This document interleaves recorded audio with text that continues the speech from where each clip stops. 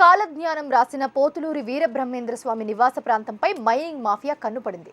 రవ్వలకొండను పిండి కొట్టేస్తున్నారు.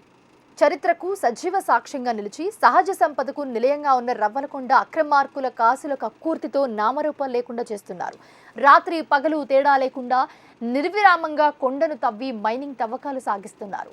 నిత్యం వందలాది లారీల్లో కోట్లు విలువ చేసే ఖనిజ సంపద యథేచ్ఛగా తరలిపోతుంది.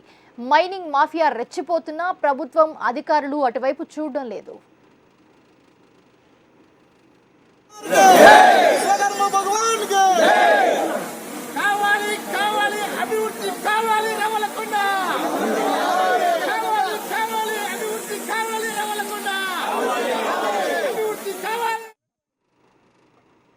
కర్నూలు జిల్లా పుణ్యక్షేత్రాలకు పుట్టినిల్లే కాదు, సహజ సంపదకు నిలయం. అపారమైన సహజ సంపద జిల్లాలో ఉంది. అదే ఇప్పుడు అక్రమార్కుల జేబులు నింపుతోంది. బనగానపల్లి సమీపంలో రవ్వలకొండ 450 ఏళ్ల క్రితం భవిష్యవాణిని ప్రపంచానికి తెలియజేసిన పోతులూరి వీరబ్రహ్మేంద్ర స్వామికి ఆనవాళ్లుగా ఉన్న చరిత్ర కలిగిన ఈ కొండను మైనింగ్ పేరుతో మాయం చేస్తున్నారు. గ్రానైట్ పేరుతో సాగుతున్న మైనింగ్ ఆపాలంటూ కూడా స్థానికులు, విపక్షాలు ఆందోళనలు కొనసాగిస్తున్నాయి. ఇటీవల టీడీపీ అధినేత మాజీ సీఎం చంద్రబాబు దృష్టికి కూడా తీసుకెళ్లారు. రవ్వలకొండపై అక్రమ మైనింగ్ మాఫియా ఆగడాలు అడ్డుకోవాలంటూ కూడా ఏపీ సీఎస్ కు లేఖ కూడా రాశారు. మైనింగ్ ఏదైతే ఉందో దాన్ని మరి ఆపాలని వెంటనే ఆపాలని చెప్పేసి ఈ గవర్నమెంట్ని కోరుతా ఉన్నాం. రాబోయే రోజుల్లో మీ మైనింగ్ కనుక ఆపకపోతే రాబోయే రోజుల్లో ఇంకా తీవ్రంగా ఉంటుంది. కాబట్టి దయచేసి మీరు యొక్క మైనింగ్ని ఆపాలని చెప్పేసి ఈ యొక్క పవిత్రమైన స్థలాన్ని కాపాడాలని చెప్పి కోరుకుంటాం. మైనింగ్ ఏదైతే ఉందో దాన్ని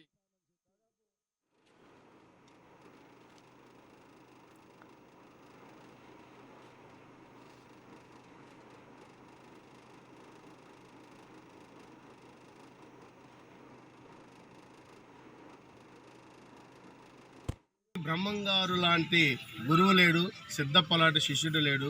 ఒక శాంతియుత ర్యాలీ కింద ఏదైతే మేము అనుకున్నామో, మా ఆశయం ఏదైతే ఉందో, రవ్వలకొండకి ఎట్టి పరిస్థితుల్లో హాని జరగకూడదు, వచ్చిన భక్తులకు ఎటువంటి అసౌకర్యం కలగకూడదు.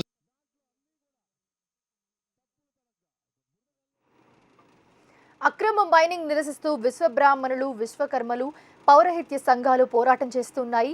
చలో రవ్వలకొండ వంటి ఆందోళన కార్యక్రమాలతో కదం తొక్కుతున్నాయి. మరోవైపు సైతం రవ్వలకొండ పరిరక్షణ కోసం పోరాటం చేసేందుకు సిద్ధమవుతోంది. మరి అధికారులు ఈ వివాదాన్ని ఎలా పరిష్కరిస్తారో అన్నది అంత ఆసక్తికరంగా గమనిస్తున్నారు. ఈ రవ్వలకొండ కానీ, ఈ బ్రహ్మంగారికి గుహలకు కానీ ఎటువంటి చిన్న క్రాకులు వచ్చినా కానీ మేము ఒప్పుకోము. ఆ కొండకు ఒక 5 కిలోమీటర్ల దూరంలో వాళ్ళ ఇష్టం ఏమన్నా తవ్వుకోండి, మేమేం వద్దనట్లేదు. 5 కిలోమీటర్ల యువతల మాత్రం తవ్వుకుంటే బ్రహ్మంగారి భక్తులు ఎవరు ఊరుకోరు.